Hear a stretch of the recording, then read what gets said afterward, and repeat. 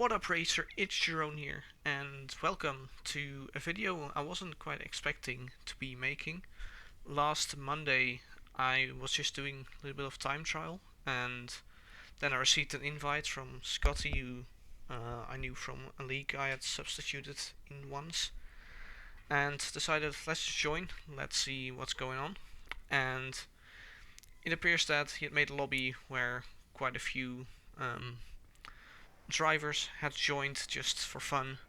So that's how I spent my Monday evening basically. So this will actually be a set of 5 races, but first of all I will show you the first one because it was probably also my best one. Another video will be coming soon where I will show the other 4. And we are driving around Bahrain currently, and I believe the other tracks were Spain, Monaco, Mexico and Silverstone. But anyways, we have been put into P9, no qualifying, 25% races, and immediately I jumped someone from the line and braking for turn 1. I was of course a bit cautious since I barely know any of the drivers, as Scotty got tangled in an incident where, I don't know, someone on the inside probably dive bombed him, and I also made a little bit of contact with Scotty in the end, but I think he was spinning round nonetheless. But yeah, up to P6, already gained 3 positions, and since I did not know the level of the other drivers, I wasn't really sure what to expect, but right here, a nice double switchback move, and I probably could have got to the inside of the track here already, but as I said, I wasn't sure who I was up against, so just decided to leave plenty of room. And we're up into P4 behind Graham now, and as you could see, I decided not to use any ERS there because I knew that he would drain his battery to stay ahead, because that's what most drivers do. As the Red Bull driver Jim makes a mistake hitting the inside curb, and that's when you spin round. You want to avoid that, of course. Once again, not using any ERS here, and I'm not sure whether Graham was just trying to brake late or whether he expected a dive bomb from me, but that's another free position for me then. So I'm up from P9 to P2 in the spanner of a single lap, and once again here just braking a bit late. I didn't want to get lunged by Graham behind, and got a much better exit, so now we're already a second clear of him. This probably was my best race start on this game, going from P9 to P2 in single lap. Yeah, I think I can say that in a few open lobbies maybe I might have had, well, quite a similar start, but I think gaining 9 positions is quite significant. And in the end it turned out that the level of driving was also, well, it wasn't exactly the level I'm used to in league racing, definitely not, but there definitely were some fast drivers in this lobby.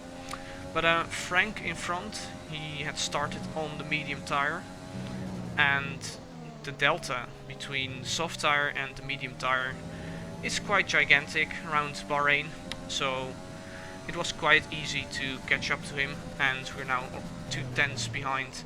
And I wasn't planning on waiting, and I also got a nice exit here, so and it was just clear for me to overtake him, stick into his slipstream a bit, and then a little dab of the overtake, and that's easy work. And we are into the lead now, but I knew that I would still have quite a task at hand, because as I said, Frank will be switching to the soft compound tire towards the end of the race, and that tire is just so much faster towards the end of the race than the medium tires that I will put on in a few moments. Towards the middle of lap 7 I had extended the gap to about 2.8 seconds, but you will see now if you watch the top left carefully. I'm not really sure what Frank was doing, but he was making quite a lot of mistakes on this lap, and that means I will extend my lead a little bit more. I was definitely considering pitting on lap 7, but yeah, you probably want to stay as long as possible on the medium or the soft tires.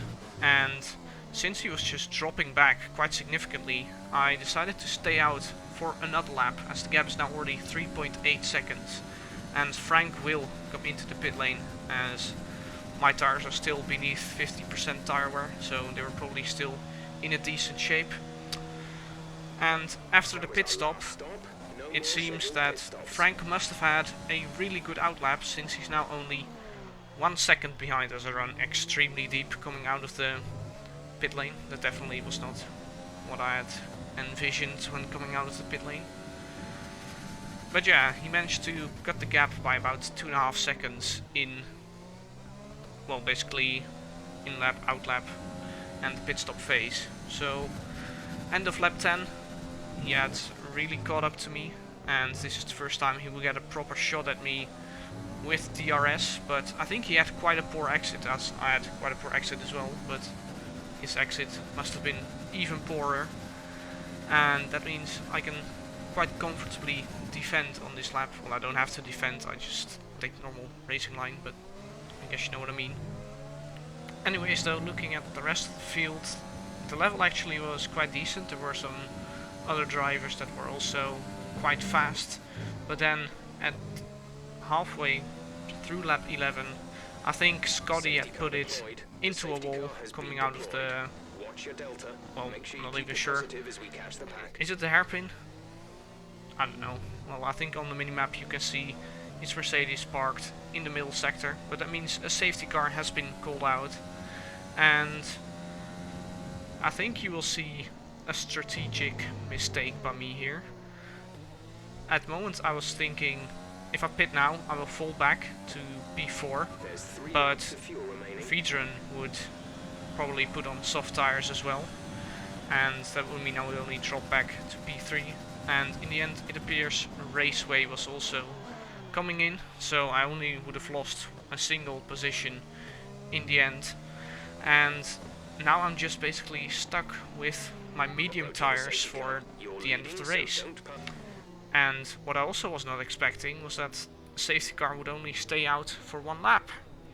So my tires are stone cold basically, because I didn't want to put any energy through the tire, because I knew I would need my tires to defend from, well, I would thought Frank alone, but yeah, Vedran and Raceway had also caught up, and they are both on fresh soft tires, so little fake coming out of the corner, and when I go to the right now I will put on the overtake ridge, and let's see.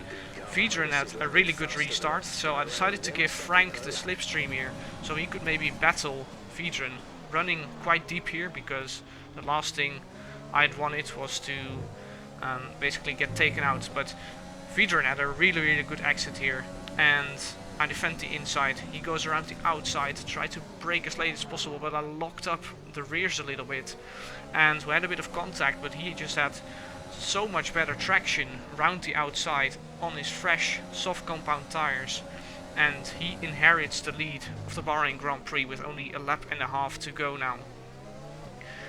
But I sort of knew it would be quite impossible to overtake him again unless he would make a massive mistake.